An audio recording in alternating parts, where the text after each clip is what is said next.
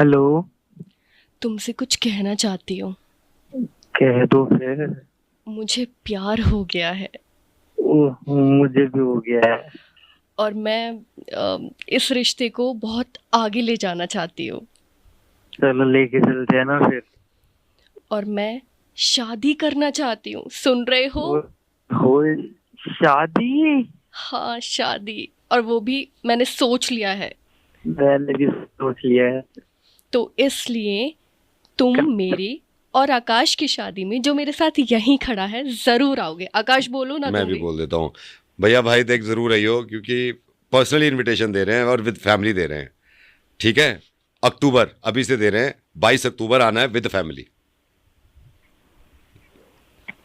अरे साले तुम, भगवान तुम्हें कभी माफ ही नहीं करेगा सालो।